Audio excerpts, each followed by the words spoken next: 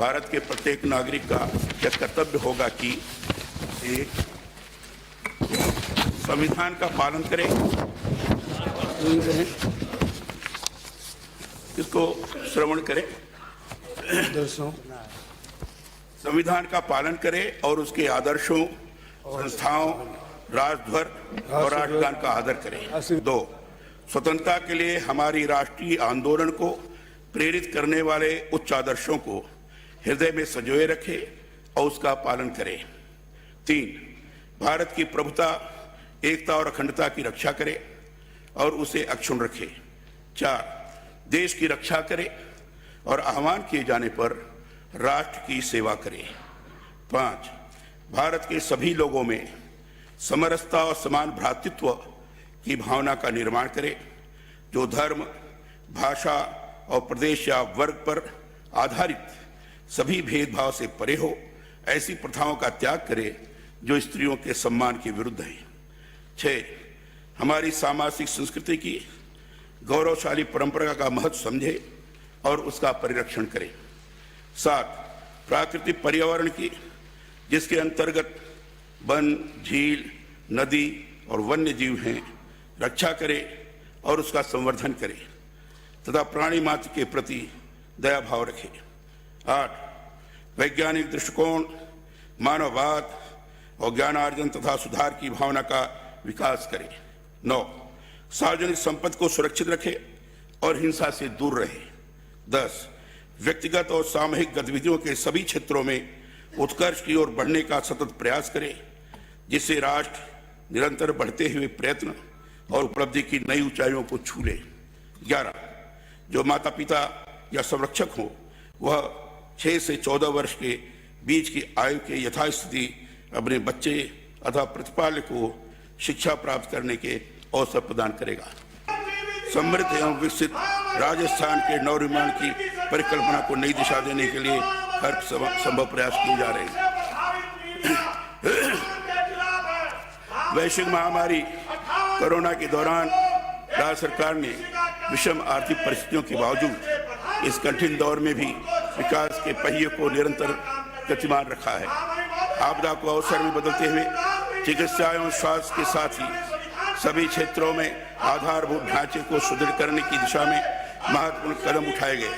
मुझे यह बताते हुए गर्व है कि कोरोना प्रबंधन में राजस्थान ने देश ही नहीं बल्कि दुनिया भर में एक आदर्श मॉडल प्रस्तुत किया।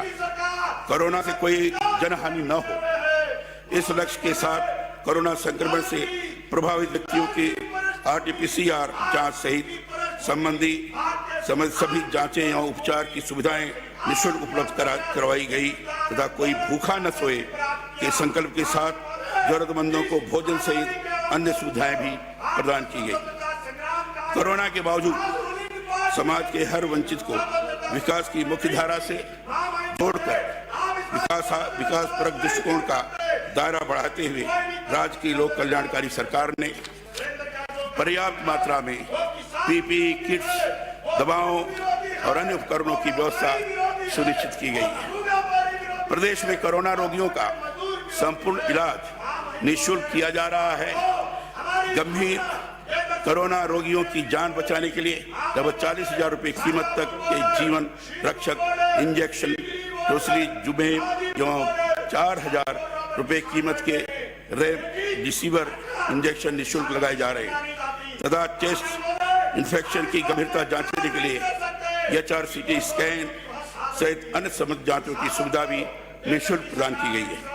हमारा राज्य प्लाज्मा थेरेपी में अग्रणी रहा है। प्रधानमंत्री कृषि योजना के अंतर्गत वर्ष 2020-21 में अब तक 28,526 हेक्टेयर क्षेत्र में फव्वारा संयंत्र व 13,755 हेक्टेयर क्षेत्र में बूंद बूंद सिंचाई व मिनी स्प्रिंकलर स्थापित किए गए। प्रदेश के किसानों के कल्याण हेतु गठित कृषक कल्याण कोष में अब तक 2,000 करोड़ रुपए का बैंक ऋण लेकर 1,830 करोड़ रुपए प्रधानमंत्री फसल बीमा योजना, प्रधानमंत्री सूक्ष्म सिंचाई योजना एवं पशु चिकित्सालय भवनों के निर्माण आदि के लिए स्वीकृति प्रदान की गई है। राज्य में कृषि उपजों के प्रसंस्करण व व्यवसाय को बढ़ावा देने के लिए बनाई गई नई नीति के तहत अब तक 179 परियोजनाओं को मंजूरी देकर 69 करोड़ रुपए का अनुदान स्वीकृत किया जा चुका है। इसमें 266 करोड़ रुपए का निवेश निहित है। किसानों के व्यापक हित को दृढ़ रखते हुए राज्य सरकार ने विधानसभा का विशेष सत्र आहूत कर 3 नए कृषि कानून पारित किए हैं। किसानों के 5 हेक्टेयर तक की कृषि भूमि को कुर्की से मुक्त रखने संबंधित कानून पारित किया गया है। राज्य में इस बार टिड्डी नियंत्रण के क्षेत्र में बेहतरीन कार्य किया गया है। किसानों एवं आमजन की कठिनाई को ध्यान में रखते हुए सिंचाई, पेयजल एवं अन्य कार्यों के लिए ट्यूबवेल खुदाई के लिए आवश्यक एनओसी के प्रावधान को समाप्त कर राहत प्रदान की गई है। कृषक हित को सर्वोच्च प्राथमिकता देते हुए राज्य सरकार द्वारा वर्ष 2020-21 में दिसंबर 2020 तक 11,000 करोड़ से अधिक अल्पकालीन ब्याज मुक्त ऋण, 244 करोड़ रुपए की मध्यकालीन ऋण एवं 108 करोड़ रुपए के दीर्घकालीन ऋण वितरित किए जा चुके हैं। क्रूड ऑयल के अंतरराष्ट्रीय दाम में भारी गिरावट का लाभ आमजन को देने के बजाय केंद्र सरकार अतिरिक्त उत्पाद शुल्क, एक्साइज ड्यूटी का एवं स्पेशल उत्पाद शुल्क में लगातार वृद्धि कर रही है एवं बेसिक उत्पाद शुल्क को लगातार कम कर रही है। इससे राज्यों को डिविजिबल पूल से मिलने वाले राजस्व में लगातार कमी आ रही है। निरंतर बढ़ रही पेट्रोल एवं डीजल की कीमतों की मार से त्रस्त आमजन को राहत प्रदान करने के लिए राज्य सरकार ने राज्य में पेट्रोल एवं डीजल पर लगने वाली वैट दर पर 2% की कमी की है।